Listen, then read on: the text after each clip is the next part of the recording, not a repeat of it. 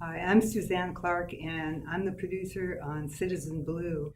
And I'm Daniel Miller. I'm the director of the film Citizen Blue, a film about a true cinema lover and filmmaker in every sense of the word, and teacher, and scholar and interviewer, and just amazing director, someone who is not credited often in the public eye as he should be, and we're working on correcting that. Tonight will help. We're going to be showing the film at Rice Media Center, which I believe Mr. Blue founded the Rice Media Center, which is a lovely theater that we have here. What does that mean to y'all, being able to screen the film here tonight at that center? Well, I'm a believer in historic places, meaning places where communities came together to do something extraordinary. And the Rice Media Center is one of those places. And I have been there previously, and it was an honor to have been there previously, and to interview Patricio Guzman, one of my cinematic heroes, certainly someone James Blue knew about. And Patricio Guzman was happy to be at Rice as well.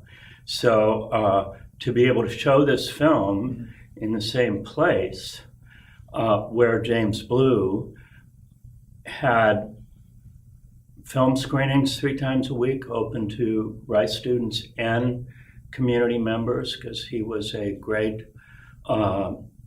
advocate of community filmmaking, but also access to the cinema arts in the 1960s.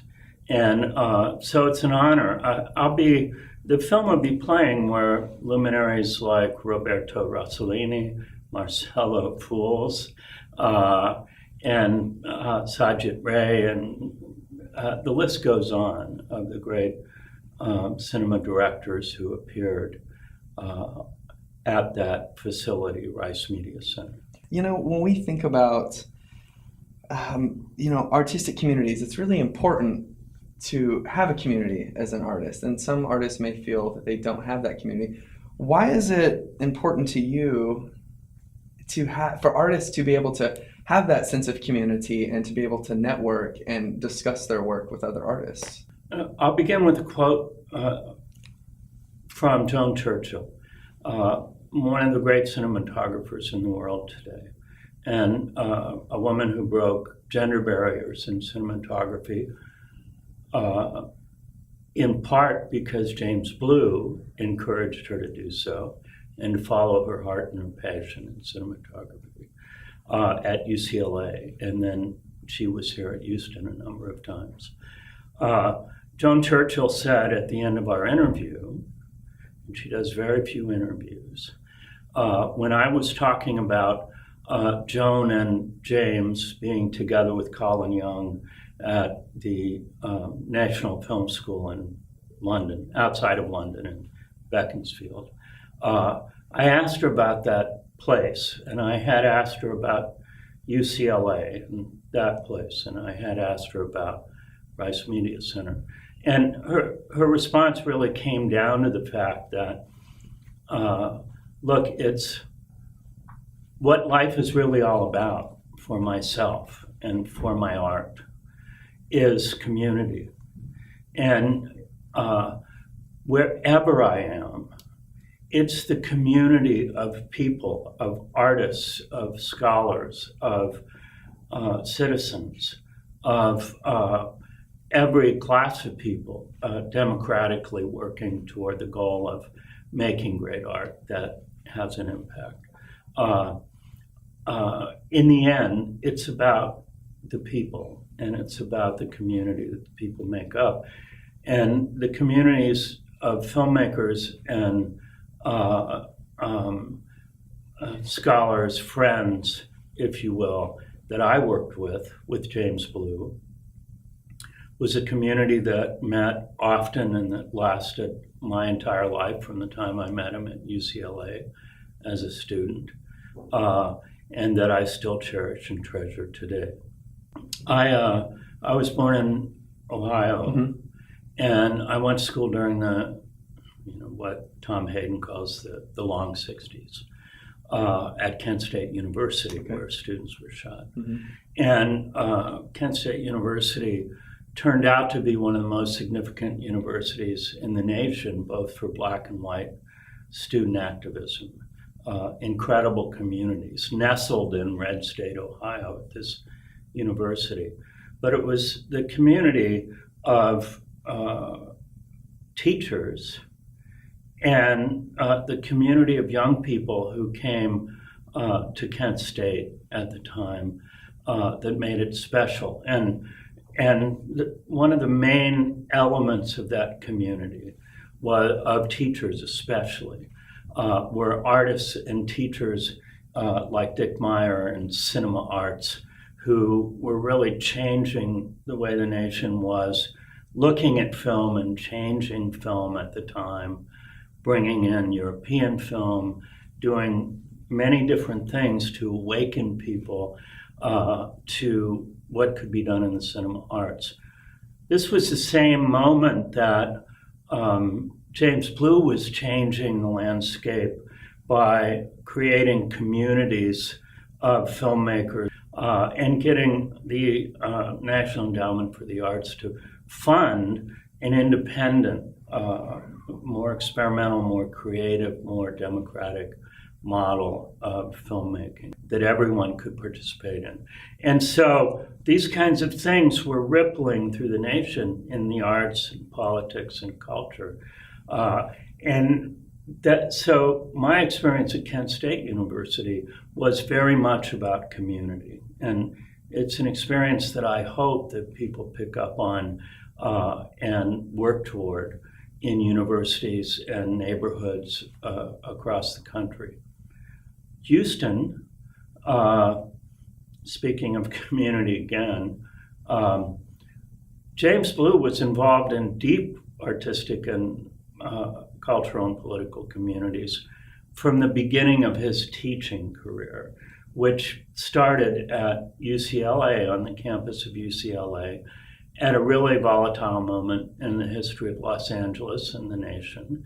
Again, I'll defer to Joan Churchill telling me about those times, but we have pictures, and it really was a movable feast of students going up into the hills, hanging out of people's houses, going to incredible clubs, listening to music, and stretching the boundaries of the arts. So what are your thoughts on the festivals, the Houston Cinema Arts Festival's dedication to blending the world and the film world and the art world? I'm a huge fan of the Houston Cinema Arts Festival, and I have been since I heard about it at its inception 10 years ago. And I always felt that the importance of presenting an art festival in which both nonfiction and fiction films are presented as art and impact and cinema. And for those who think about cinema as merely technology, the truth is that cinema is history from 1895 on of art. And from the Lumiere brothers, they were artists. They were surrounded by the great Impressionist painters who came to their homes every day. And they worked in a photographic company that was leading edge in terms of the technology of photographic reproduction. And many of the painters and sculptors, Renoir and others who they knew and worked with, were influencing them. And from their first 60-second film, it was all about art. They used technology, and amazing technology, even the technology was artistic. But to go back and look at that DNA, if you will, of cinema in the arts, to me is the logical place that a festival should inhabit, the home for a festival, if you will, that celebrates and screens cinema. And the Houston Cinema Arts Festival does that. And I applaud it in every way. All right. So you mentioned, and it is our 10th year running this festival in the great city of Houston. How does it feel to be celebrating this milestone with other filmmakers and artists alike as you go about the festival? This is something I have something to say about. We are really looking forward to raising a toast to Richard Herskowitz. Ah, yes, absolutely. With whom we've worked on the James Blue film and in other ways, and whom we admire greatly. He's a Renaissance man in a lot of respects. So he's the man for the moment. And yeah, go ahead. If I may, Please. And Richard is the kind of a facilitator of community, and a facilitator in terms of, and director, curator, if you will, of bringing together the elements that I celebrate and look forward to at this Houston Cinema Arts Festival. And so it's organized to bring us as cinema artists together, to allow us to exchange ideas, concepts, forms, if you will. Yes. And again, not to belabor the idea of community, but community is about multiple contributions that are seen and recognized by people working together and celebrated, but also lead toward new and different things happening, diverse kinds of things happening. So I'm looking forward to seeing the films, meeting the directors, talking to them, interacting with the great audiences who are so educated here in Houston and such lovers of cinema. And I think the idea of the humanity of cinema in all of its best iterations. Yeah, it's really fantastic to see the borders of art and cinema being widened as we come together. It's an exciting thing to see. Well, people come together with their own work, and then they're here and share, and then they go out, and then they come together with other people, and the DNA from Houston goes to Amsterdam and Los Angeles and Rio and wherever it might be, to really, to really advance human communication and arts. So go ahead. I especially want to point out that the name of our film is Citizen Blue, and you might well wonder why it's called Citizen Blue. In this era of politics and this election year, maybe one would think citizenry is about voting, which it is, but it's also about doing something like The Invisible City, which is being shown here. James Blue's film that he made about this place, about Houston, and about the citizens of Houston. He counted himself among them and not above them, and as someone who wanted to interrogate their lives and as an equal, as a participant in discovering what their lives were about. So I think Invisible City is an important film for the history of film because it advocated citizen filmmaking. And it's an important film for James Blue because it marked a step that he took into the unknown in a way with Adele. They made film history by going out into the street and trying to figure out what was happening in Houston. So I'm looking forward to seeing The Invisible City here. We've seen pieces of it, and we even have pieces of it in our film, Citizen Blue. James has a great, James filmed these openings for Invisible City. And they were actually using advanced technology at the time, which was the beginning of video with big block Mhm. tapes that got put in huge players. And James holds one up and he says, these are pieces of stories of human beings. And human beings who may have been invisible, and stories that may have been invisible. And it's our job to use these to make the invisible visible. So that's part one. But the other thing about making the invisible visible, the margins integrated with the center, is democratizing the media. And our story is also a story of James Blue's hand, nationally and internationally, in democratizing cinema.